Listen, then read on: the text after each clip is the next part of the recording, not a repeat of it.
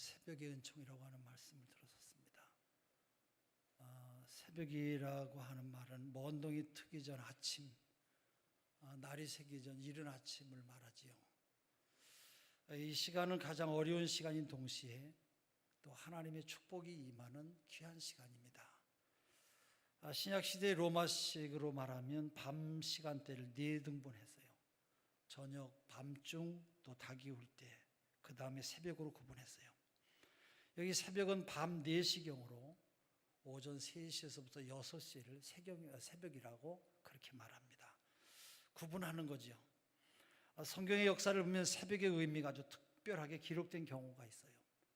그 하나가 전투를 하는 경우에 특별 행동 개시에 가장 좋은 때가 새벽이라는 거예요. 출애굽기 14장 24절, 여호수아 6장 15절, 사사기 16장 2절. 두 번째는 병중에 있는 사람들에게는 가장 힘들고 지루한 시간이 새벽 시간이에요. 욥기서 7장 4절, 신명기 28장 6절에서 7절. 세 번째, 경건한 생활하는 사람에게는 새벽이 가장 좋은 찬송과 기도를 하는 시간이에요. 시편 57편 8절, 119편 47절. 시편 기자는 또 새벽을 청년으로 또 새벽 이슬로 그렇게 묘사하기도 했어요. 시편 110편 3절에 그렇게 말씀하죠. 구약 성경에는 새벽이라고 하는 말로 샤하르라고 하는 그런 단어를 사용했어요. 그것은 일찍이 부지런히 찾다 그런 뜻이기도 해요. 신약 성경에서는 새벽은 프로이라고 하는 그런 단어를 사용했는데 이 말은 이른 아침, 이런 말로 아침 3시에서 6시를 이르는 말이에요. 이 새벽은 아직 밝지 않은 밤의 마지막 때를 말해요. 그래서 미명이라고 말하기도 했어요. 또 동력에 아직 해가 떠오르기 전에 어둠에 깔린 때가 바로 새벽이에요. 오늘 본문 역시 새벽에 일어난 사건의 말씀이에요.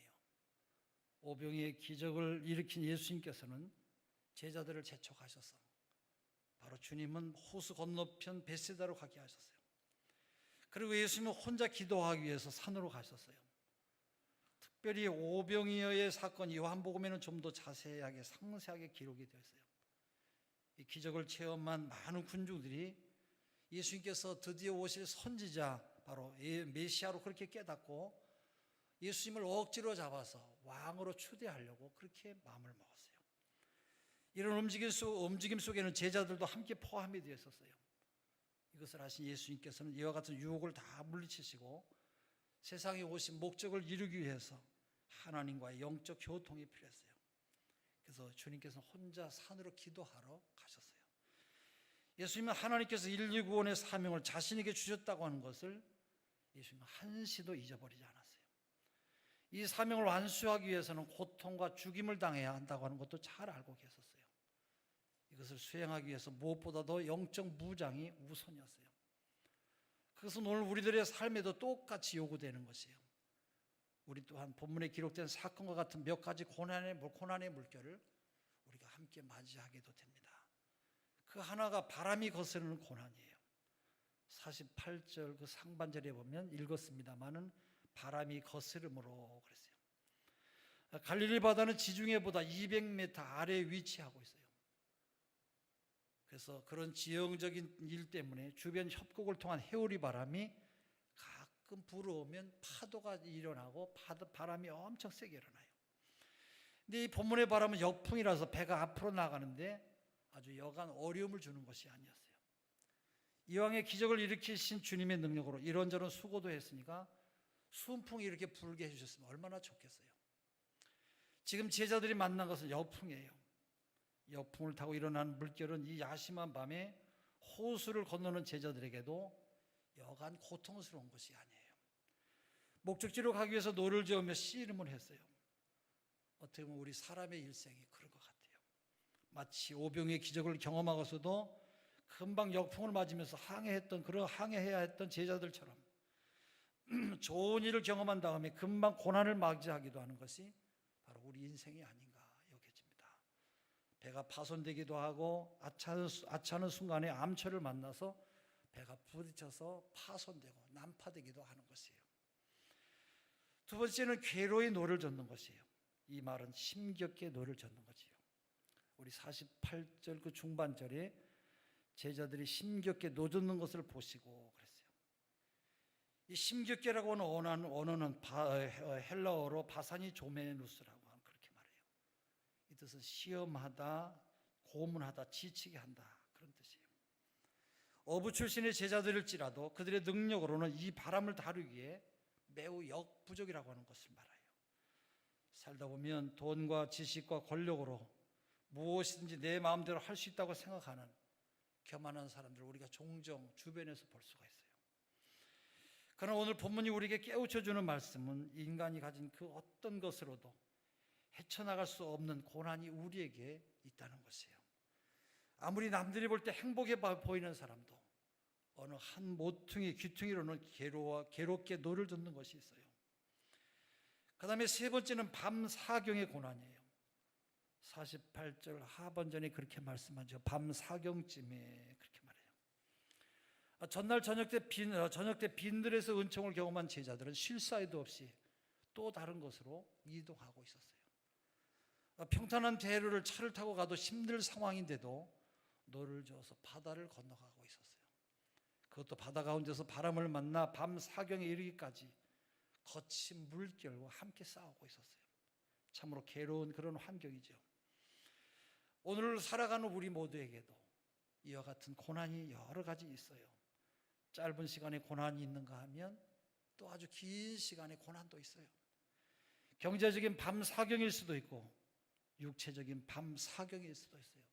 깜깜한 밤, 다시 회복될 수 없는 것 같은 그런 육체적인 그런 고난이 밤이 있을 수가 있어요. 살다 보면 참으로 다양한 밤, 이 사경의 고난을 우리가 경험하게 돼요. 그러나 그 무엇보다 더 중요한 것은 이 같은 어두운 새벽에 주님의 은총이 임한다는 것이에요. 할렐루야. 제자들도 밤 사경의 극심한 고난 가운데 있었어요. 그때 주님께서 오셔서 바람을 멈추게 하셨고, 여러분 이것은 단순한 결말이 아니에요. 또 다른 기적이 일어났구나 하고 넘어갈 일이 아니다 그런 말씀이에요. 이 사건을 통해서 우리 주님께서 하시고자 하시는 아주 중요한 그런 메시지가 있어요. 그것은 어떤 바람의 고난 속을 항해하는 배가 될지라도 그 배에 주님이 오르시면 순탄한 항해를 하는 축복으로 변한다는 것이에요. 오늘 본문이 우리에게 가르쳐주는 말씀이 바로 그것을 말씀하고 있어요. 그것은 새벽에 일어난 일로 오늘 본문은 고난에서 평안으로의 전환을 말해요. 다시 말하면 새벽의 은총을 말하는 것이에요. 어떻게 바람이 이렇게 그치고 물결이 잔잔하게 되었습니까? 그 하나는 예수님이 오셔야만 되는 것이에요. 그 48절 하반절이 그렇게 말씀하지요. 밤 사경쯤에 바다 위로 걸어서 그들에게 오사 그랬어요. 제자들은 바람으로 인해서 일어난 물결을 보고 아주 두려워했어요. 그러면서 심겹게 지금 노를 젓고 있어요. 그때 주님이 풍랑이 일어나는 바다 위를 걸어오신 것이에요. 그 결과는 다음으로 이어지죠. 58절의 말씀을 우리 한번 같이 읽겠습니다. 58절입니다. 51절입니다. 시작. 그들에게 가시니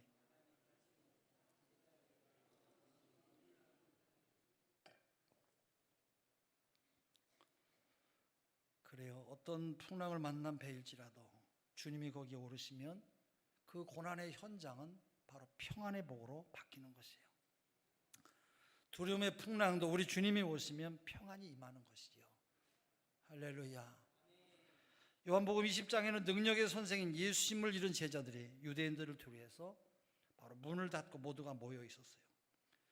그때 부활하신 예수님의 제자들이 두려운 가운데로 찾아왔어요. 그리고 평강이 있어라 선포하니까 그들 안에는 기쁨이 일어났어요. 두려움이 멀리 사라져 버린 것이에요. 슬픔의 물결도 우리 주님께서 오시면 잠시 슬프지만 또 주님이 오시면 기쁨이 되는 것이에요. 누가복음 7장에는 청년이 죽어서 온 가족이 슬퍼하는 사건이 나와요. 그때 우리 주님이 오셔서 그 관에 손을 얹고 청년아 일어나라 말씀하셨어요. 그러자 죽음이 떠나가고 청년이 살아났어요. 이 생명을 잃은 청년을 보며 모든 사람들이 하나님께 영광을 돌리며 모두가 다 함께 기뻐했어요.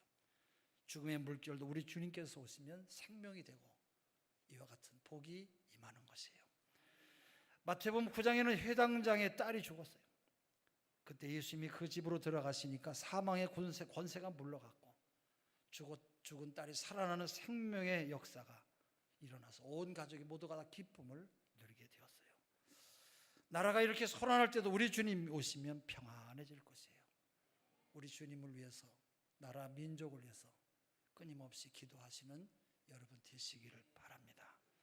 가정도, 우리의 교회도, 우리의 요동치는 우리의 마음도 주님께서 오셔서 머무르시면 우리의 마음속에 평안이 충만해지는 것이에요. 그 다음에 예수님이 평안을 주셔야만 돼요. 50절 말씀이죠. 제가 읽겠습니다. 그들이 다 예수를 보고 놀랍니다. 예수께서 곧 그들에게 말씀하여 이르시되 안심하라, 내니 두려워하지 말라 하시고 그래요.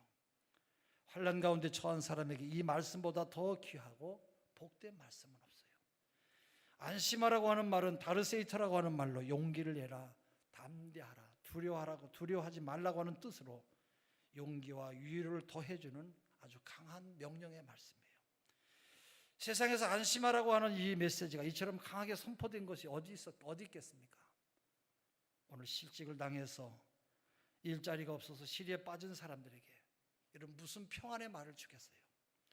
사업 실패로 인해서 좌절감에 빠진 사람들에게 무엇이 여러분 그들에게 평안을 줄 수가 있겠습니까?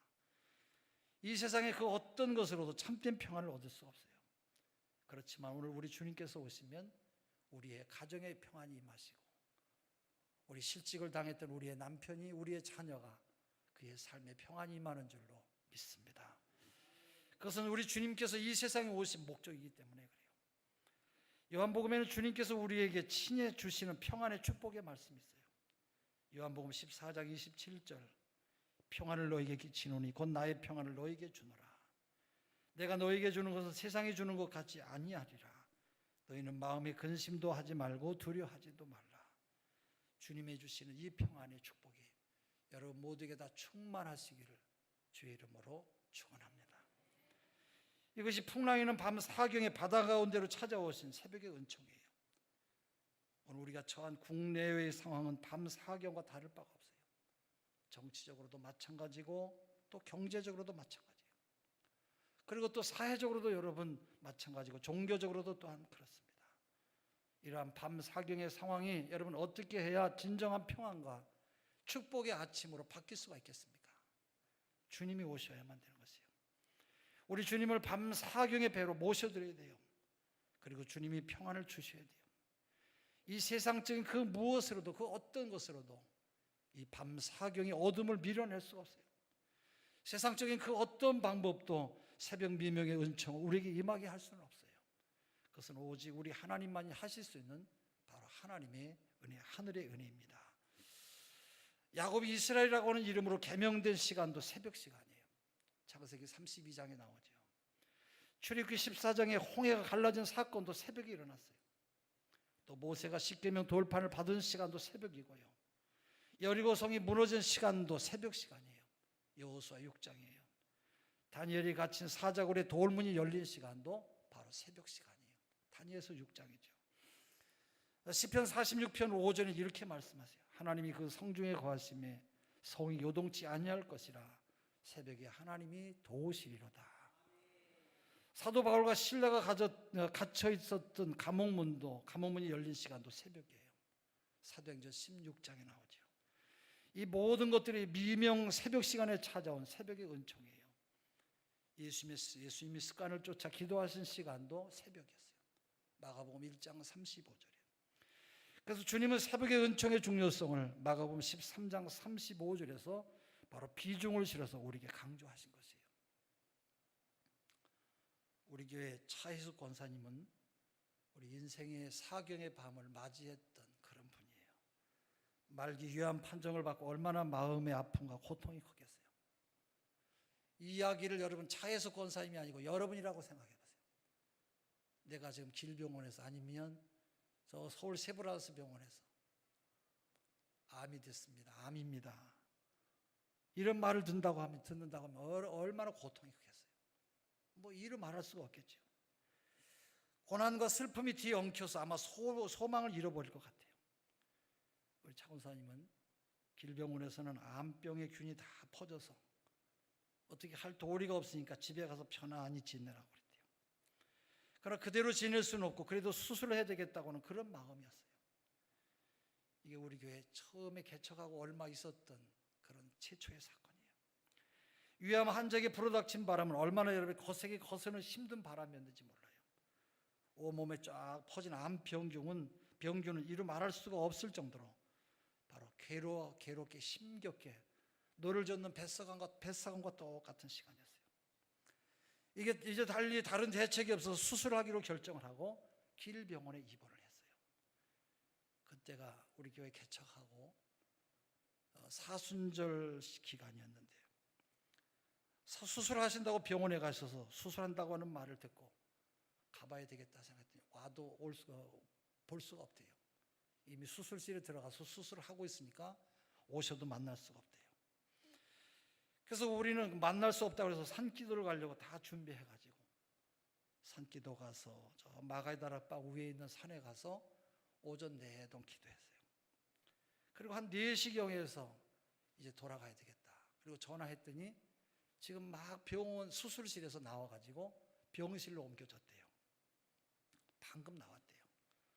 그래서 저희들이 이제 전부 다 갔지요. 그래서 의료진에게 가서 수술이 잘 됐냐고 물었더니 막상 배를 열고 개복해 보니까 어떻게 할 길이 없어서 암병균이 쫙 퍼져서 수술하지 못하고 그냥 닫았대요. 이 이야기를 듣고 참 저희들이 참으로 암담했어요. 수술의 통증으로 꿍꿍거리는 권사님 옆에서, 그때는 집사님이죠. 이마에 손을 얹고 기도를 했어요. 하나님, 우리 인간의 힘으로 어떻게 치료할 길이 없습니다. 전능하신 하나님의 손길이 함께 해주셔야 치료가 되는 줄로 압니다. 하나님께서 도와주시기 원합니다. 하나님께서 치료의 광선을 발해주셔서 깨끗이 치료하게 해주세요. 저희가 할 거 그거지요. 그렇게 기도하고 돌아왔는데 우리 권사님이 하나님의 은혜로 잘 치료가 되어서 깨끗하게 지금 30년이 됐는데 아주 건강하게 열심히 살고 계세요. 할렐루야. 나중에 권사님 말씀이 그런 이야기를 했어요. 목사님이 기도하는 순간에 기도하는 그것을 다 경험했대요. 목사님이 손을 얹었는데 허리에 뭐를 받치는 것 같은 그런 느낌이 들면서 허리에 뭔가 든든하게 허리가 이렇게 뭘 받치고 있는 것 같이 큰 힘이 들어가더래요. 할렐루야. 그 시간이 밤 사경과 같은 그런 시간이었지만 그때 우리 주님이 찾아오셔서 치료하신 줄로 믿습니다. 주님께서 평안을 주셨어요. 그때 주님은 죽음에서도 우리를 살리는 생명의 주님으로 오신 것이에요. 그 주님으로 인해서 차권사님은 기적적으로 건강이 회복이 되어서 지금 아주 열심히 봉사도 잘 하시고 교회를 섬기고 있어요. 할렐루야. 이것이 바로 새벽의 은총이죠. 이런 새벽의 은총은 차권사님에게만 있었던 게 아니라 많이 있습니다만 오정순 권사님에게도 있었어요. 오정순 권사님도 몸이 좋지 않아서 병원에 갔더니 원자력 병원에서 유암이라고 했대요. 빨리 수술해야 되는데 내일 아침 오전 8시 반에 한다는 거예요. 그때 저는 장로회 신학대학 총동문회 모임이 제주도에 있어서 모처럼 내가 거길 좀 가야 되겠다. 그래서 거기 가서 있었는데 수술하신다는 거예요. 그래서 부랴부랴 표를 바꿔가지고 아침 일찍 첫 비행기로 오기로 준비해서 김포공항에 차를 가지고 우리 정영식 목사님이 왔어요. 그래서 원자력 병원까지 함께 갔지요. 도착하니까 이미 권사님은 수술실로 들어가셨고 우리 권사님들 몇 분하고 바깥 집사님인 이재경 집사님이 계셨어요. 지금 수술 중이라고 하는 자막이 뜨고 우리 모두는 밖에서 초조한 마음으로 대기실에서 준비하고 있습니다. 얼마 후에 의료진 가운데 한 분이 나오더니 보호자를 찾아요. 그래서 이재경 집사님과 제가 갔더니 수술을 다 하고 나서 보니까 온몸에 암병이 다 병균이 퍼져서 자기들의 힘으로는 더 이상 어떻게 할 길이 없대요. 사람의 힘으로는 아무것도 할 수 없다는 그런 말이 너무 마음에 절감을 하게 했어요. 그때 참담함이라고 하는 것은 저뿐만 아니라 다른 모든 성도들도 다 그랬겠지요. 저 옆에서 이재경 집사님이 막 헉헉거리면서 우는 거예요. 수술을 해도 못 살고 수술을 하지 않아도 못 산다는 거예요. 아마 그때 그 황당함이라고 하는 것을 겪어보지 않은 분은 아마 그런 심정을 조금도 이해할 수가 없을 것이에요. 이래도 못 살고 저래도 못 산다고 하니까 여러분, 가족으로서, 남편으로서 얼마나 힘들겠어요. 저는 목사로서도 더 이상 할 말이 없고, 그래서 이재경 집사님 옆에서 함께 제가 기도를 하세요. 집사님 여기서 수술할 때까지 기다리시고 저희들을 기도하고 돌아가겠습니다. 그리고 열심히 이제 사셨는데 2년여 정도 지났는데 우리 교회 그때 막 건축을 할 때예요. 주일 예배 시간에 강대상에 권사님 암 판정이 다 치료가 되어서 깨끗이 회복이 되었다고 하는 그런 메모지가 올랐어요. 할렐루야. 우리는 그런 과정도 몰랐고 전혀 어떻게 되어가는지도 몰랐는데 그런 이야기가 이렇게 메모지로 올라오니까 이게 도대체 뭐냐, 이게 진짜냐 가짜냐. 그래서 제가 그대로 쓴 거를 그대로 읽어드렸어요. 근데 이재경 집사님이 글을 써서 올려놓고 지금까지 집사님이 교회를 못 오고 계세요. 다 치료가 되었고 완전히 되었다고 하는 이야기를 듣고 모두가 기뻐서 박수를 치며 좋아했어요. 할렐루야. 여러분, 이런 새벽의 은총은 우리 모두에게도 있어요. 여러분에게도 있고, 지난주 금요일 저녁에 우리 이 본당 예배당이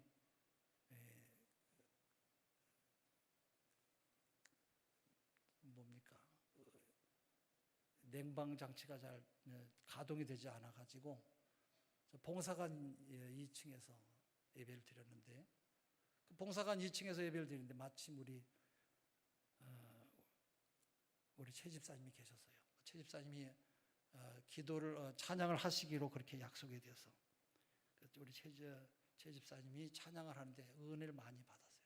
우리 최 집사님도 여러분 다 아시죠? 임남인 권사님 남편. 우리 집사님이 길병원에서, 다 우리는 길병원만 가네. 길병원에서 말기암, 대장암으로 수술이 안 된대요. 수술을 해도 죽고 안 해도 죽는데, 그 집사님이 결단하셨어요. 나 수술해도 죽고 안 해도 죽는다고 하면 나 퇴원하겠다. 병원에서 의사가 자꾸 말려요. 아니, 난 나간다고. 그리고 그 이튿날 바로 기도원에 가셨죠. 그 기도원 이름이 집사님 어떤 기도원이요? 네, 강남 금식기도원. 제가 강남 금식기도원에 이렇게 갔다가 집사님 한 중간쯤 정도 한 20일 금식하러 가셨을 때 갔더니 집사님이 거기 계세요. 그래서 같이 기도하고 그랬는데 집사님이 10일째 기도하고 금식하고 계신데 아주 건강해요. 아무렇지도 아니하고 아주 건강하게, 목사님 염려하지 마세요. 하나님이 은혜를 주시는 줄로 압니다. 깨끗이 치료가 되었어요. 할렐루야. 얼마나 기뻤는지 몰라요. 여러분, 이런 새벽의 은총은 우리 모두에게 믿음으로 사는 사람에게 임하는 것이에요. 옛날에 여러분 제가 알고 있는 전석도 목사님이라고 하는 분이 있었어요. 이분은 아주 운동을 잘해서 중고등학교 때 달리기를 할 때도 전속도로 달리고, 사업을 할 때도 전속도로 달리고, 예수 믿는 것도 전속도로 믿고 살아가는 그런 분이에요. 근데 어느 날 이분이 몸이 아파서 병원에 갔더니 입원하라는 거예요. 다 검사들이 간암이라고 그래요. 여러분, 얼마나 난감하겠어요. 이제 너 숟가락 놓고 빨리 이리 오라는 거잖아요. 너무 마음이 힘들어서 얼마나 여러분 힘들고 고통스럽겠어요. 내가 하나님 앞에 단판을 지어야 되겠다 생각하고 청계산 기도원에 올라가면서 모포 하나 하고 또 야전삽 하나 갖고 갔대요. 야전삽은 왜 갖고 갔냐 그랬더니 거기서 땅 파고 기도하다가 죽으면 누구든지 그냥 걷다 밀어주면 자기 죽으면 되니까. 그 결심이 대단하잖아요. 그래서 야, 대단하다. 가난 말기라고 하니까 뭐 이래도 죽고 저래도 죽는 거니까. 그래서 기도하다가 하나님 앞에 은혜를 주셔서 하나님께서, 하나님 나를 치료해 주세요. 저도 주님을 위해서 평생 믿음으로 충성을 다하며 살겠으니 하나님 도와주세요. 정말로 기도해 주셔서 그 기도로, 그 믿음으로 하나님께서 은혜 주셨어요. 그래서 그때 그 간암 병이 깨끗이 치료되었고 지금은 80이 넘으셨는데 아주 건강하게 살고 계세요. 여러분 모두에게도 이 치료의 새벽의 은총이 여러분 가운데 함께 하시기를 주의 이름으로 축원합니다. 지금 여기 말씀의 뜰에 서 계시는 성도 여러분에게도 이런 새벽의 은총이 있었을 것이에요. 이러한 새벽의 은총이 우리나라뿐만 아니라 온 민족 가운데도 함께 하시기를 바랍니다. 또한 북한에서 신음하고 있는 2,500만 동포들에게도 주의 긍휼하신 은총이 함께 하시기를 바랍니다. 더 나아가서는 여러분이 경영하신 그 모든 범사에 우리 하나님의 은총이 함께 하시기를 주의 은혜를 주의 이름으로 축원합니다.